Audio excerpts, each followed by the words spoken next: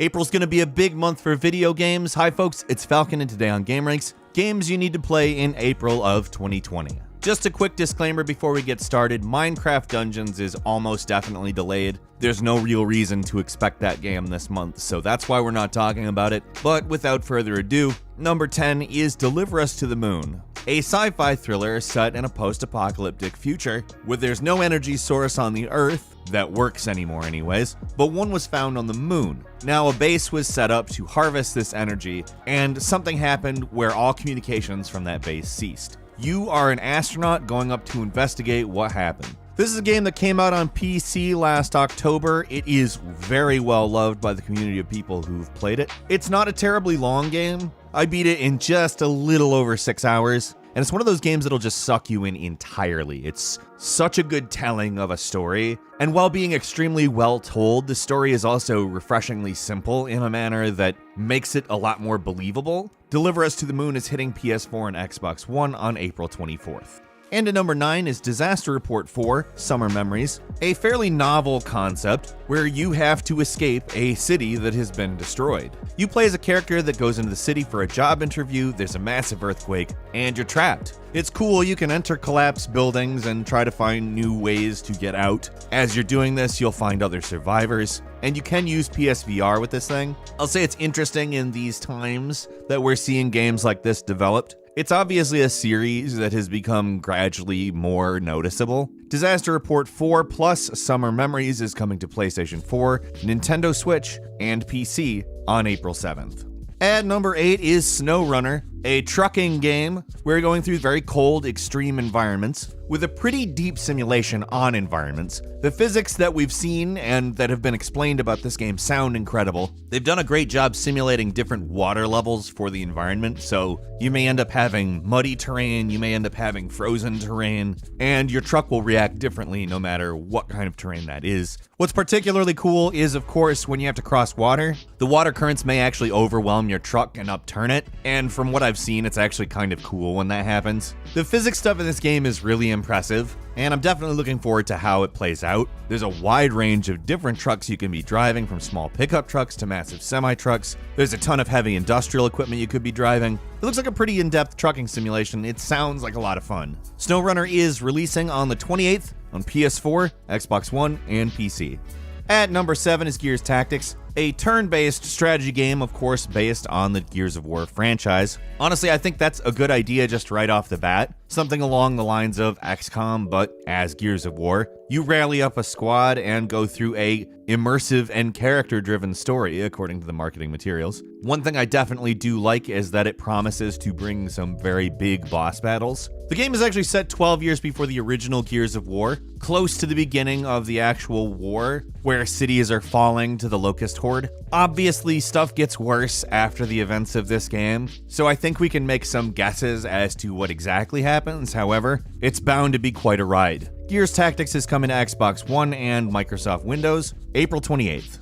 At number 6 is Someday You'll Return, a psychological horror game that looks like it's very much drawing on sort of Outlast and Vanishing of Ethan Carter, as well as the more traditional Silent Hill, sort of you're entering a mystical place type thing. The idea of this game is you're looking for your daughter. She's run away a few times before, but this time it feels different because she has run away to a forest that you promised you would never return to. Of course, you return to it, hence the title. Today is someday, so to speak. And the game presents you with a very unique and otherworldly forest that's filled with lots of, well, let's just say terrifying stuff. There's monsters in this game, but let's be honest, the human foes are probably the worst. At least according to what we've seen so far. Someday You'll Return is coming to PlayStation 4, Xbox One, and Windows on April 14th. At number 5 is Predator Hunting Grounds, which is an asymmetrical shooter that, yes, we've seen quite a few of those in recent years, but in all honesty, pretty much everything we've seen and heard about this one sets it apart in a way that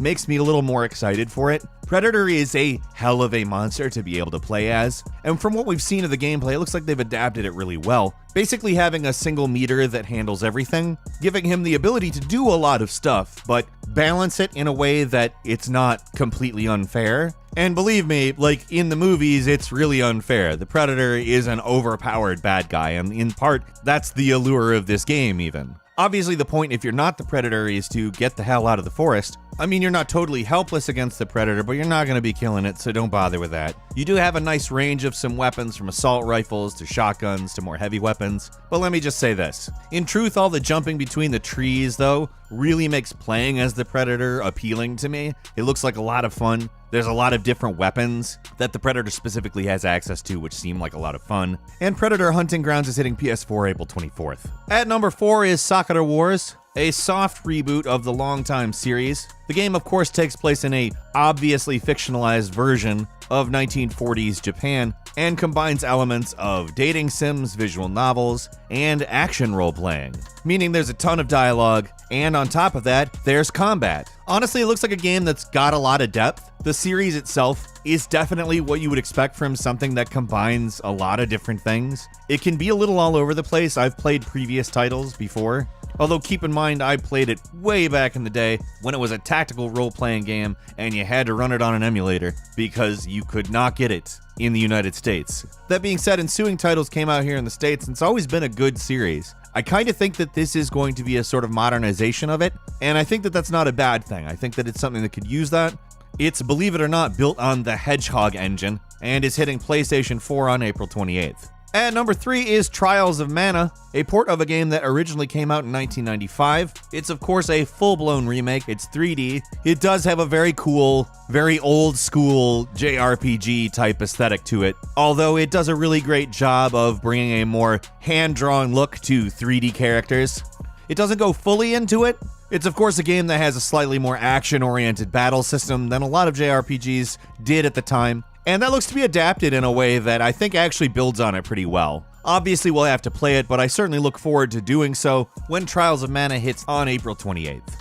At number 2 is Resident Evil 3. This is, of course, a Big Daddy release. Resident Evil 3 is one of the most phenomenal games ever made, and I'm incredibly looking forward to this remake of it. It has been given the treatment of the Resident Evil 2 remake, which Resident Evil 3 is kind of an extension of Resident Evil 2, given that some takes place directly before, some takes place after, and I'm just really ready to see this. Resident Evil 1, 2, and 3 are my favorite of the Resident Evil titles, and in truth, I kind of have some hope that they do the same treatment with the original Resident Evil, even though there is an HD remake of it, because the Resident Evil 2 remake just absolutely kills, and I fully expect this one to do it as well. Resident Evil 3 is hitting PC, PS4, and Xbox One on April 3rd. And finally, at number 1, oh, yes, it's Final Fantasy VII's remake, which, oh, this gonna be good. Any doubts I had about this game were just gone the minute I got into this demo. This demo was absolutely phenomenal. The kind of banter and between player back and forth just goes incredibly well with the tone of the game, as well as the overall engine, style of play, level design, boss design, enemy design, etc. We know that this is going to be just Midgar, and that it's going to be a very long game, and they've expanded a lot of Midgar, but I have to say I'm quite excited, because that means we're going to be seeing a very large amount of Final Fantasy VII over the next long while. I have to imagine they have also been working on other areas of the game, having more Final Fantasy VII Remake installments on the way. We don't know anything about that yet, but I'm super stoked for this one. It's hitting the PlayStation 4 on April 10th. Quick bonus title for you, Hellpoint, an action RPG that takes place on a space station filled with monsters and horrible things. It might sound a bit like Dead Space, but it doesn't look a lot like Dead Space. It actually looks a lot more like Dark Souls to me, albeit in a much different environment that I think might actually be a pretty cool change. The game offers local and online co-op. It looks like a hell of a fun time, no pun intended. Hellpoint is coming April 16th. Give it a look. Hyper Parasite, a game based on a type of organism that is a parasite of a parasite. Intriguing? Yes. Hyper Parasite is, however, a twin-stick shooter / brawler where you control a body-snatching parasite whose goal is to destroy humanity. Like, let's just be serious, that's a great concept for a game. And it's currently out on early access, of course on Steam. It's only $17.99 and, well, it's fun as hell. I would highly recommend checking it out. That's coming to PC, PS4, Xbox, and Switch in full on April 3rd. It's not like you can't play it right now if you don't want to. but still. That's all for today. What games are you looking forward to playing in April? Leave us a comment, let us know what you think. If you like this video, please click like. If you're not subscribed, now's a great time to do so. We upload brand new videos every day of the week, and the best way to see them first is, of course, a subscription. So click subscribe, and also don't forget to click the notification bell. As always, we thank you very much for watching this video. I'm Falcon. You can follow me on Twitter @FalconTheHero, and we'll see you next time right here on GameRanks.